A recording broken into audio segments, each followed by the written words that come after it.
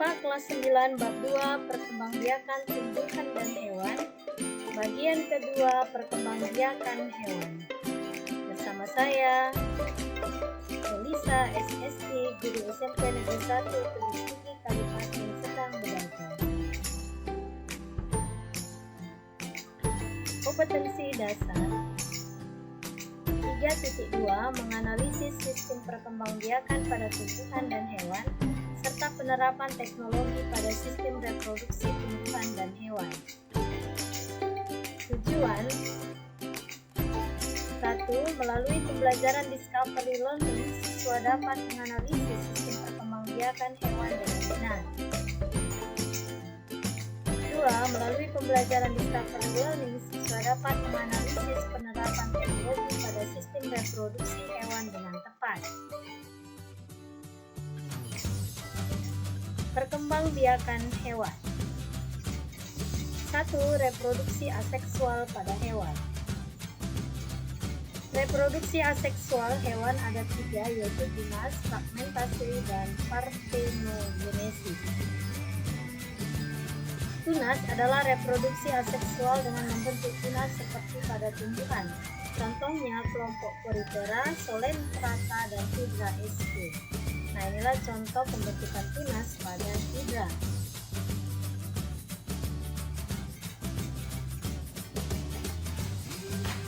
Fragmentasi adalah reproduksi aseksual pada hewan dengan cara memotong tubuhnya. Fragmentasi ada 2 tahap, yaitu tahap pertama fragmentasi, pematahan atau pemotongan tubuh hidup menjadi 2 bagian atau lebih. Tahap yang kedua yaitu regenerasi. Setiap potongan tubuh induk membentuk bagian tubuh lain yang tidak ada pada tubuh induk. Contoh hewan yang mengalami fragmentasi adalah cacing pipih, yaitu Planaria atau Planaria sp. Partenogenesis adalah reproduksi aseksual yang betina menghasilkan ovum tanpa proses fertilisasi.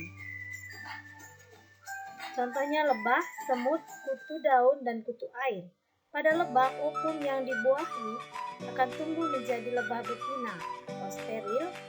Yang tidak dibuahi akan tumbuh menjadi lebah jantan atau fertil. Reproduksi seksual pada tumbuhan. Reproduksi seksual pada tumbuhan terjadi melalui perkawinan yang selanjutnya terjadi proses fertilisasi sehingga menghasilkan zigot. Zigot akan tumbuh dan berkembang menjadi embrio dan kemudian menjadi individu baru. Pada hewan, fertilisasi ada 2 cara, yaitu internal dan eksternal. Fertilisasi internal terjadi apabila proses peluburan ovum oleh sperma terjadi di dalam tubuh hewan betina, contohnya ayam, kucing, burung, dan sebagainya. Fertilisasi eksternal terjadi apabila proses peluburan ovum oleh sperma terjadi di luar tubuh hewan betina, contohnya katak, ikan, dan sebagainya. Berdasarkan cara perkembangan dan kelahiran embrionya, reproduksi aseksual hewan dibagi menjadi 3, yaitu vivipar, ovipar, dan opovivipar. Vivipar adalah hewan embrionya berkembang di dalam rahim hewan betina atau induknya. Disebut juga hewan beranak. Embrio akan memperoleh nutrisi melalui plasenta. Pada mamalia, bayi hewan diberi nutrisi berupa susu atau ASI jika pada manusia yang dihasilkan oleh induknya.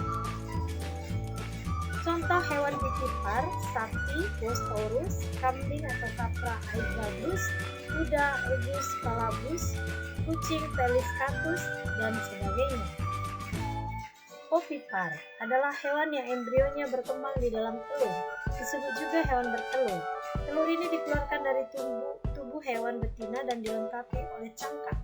Embrio yang berkembang di dalam telur mendapatkan nutrisi dari penyuh telur atau yolk.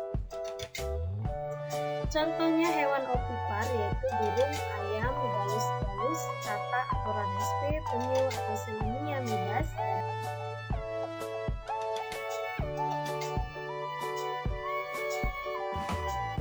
Hewan opovivipar adalah hewan beranak dan bertelur.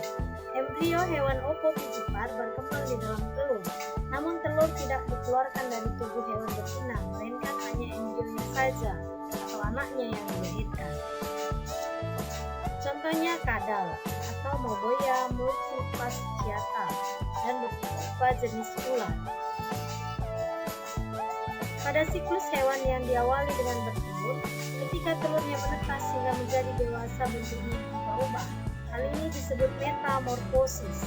Hewan yang mengalami metamorfosis contohnya kupu-kupu, kecoa, katak, dan sebagainya.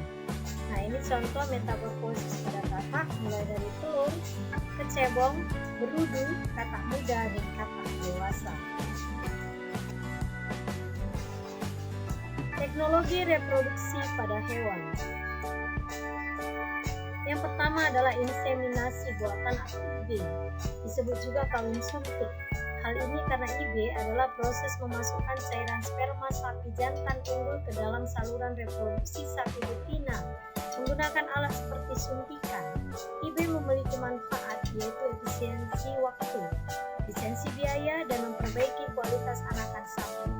Perbaikan kualitas misalnya sebagai penghasil daging yang berkualitas atau sapi potong. Contohnya untuk menghasilkan anakan sapi dengan kualitas daging baik dan jumlah banyak, maka diambil sperma sapi Brahman atau India untuk diinseminasikan ke sapi betina lokal. 2. Cloning adalah proses menghasilkan individu baru yang sejenis dan menghasilkan anakan yang sama persis dengan induknya secara penampilan dan genetik. Prinsip kerja cloning adalah menyalin materi genetik atau DNA dari suatu individu dan memasukkannya ke dalam suatu embrio untuk menggantikan materi genetik atau DNA embrio tersebut. Setelah embrio tumbuh akan menghasilkan individu baru seperti yang dikloning. Contoh dari cloning yaitu domba Dolly. Domba Dolly merupakan mamalia pertama yang berhasil dikloning. Hewan yang selanjutnya berhasil dikloning yaitu sapi, kelinci, monyet, dan sebagainya. Ya, sekianlah materi kita untuk hari ini. Terima kasih. Tetap jaga kesehatan, pakai masker, cuci tangan, dan menjaga jarak.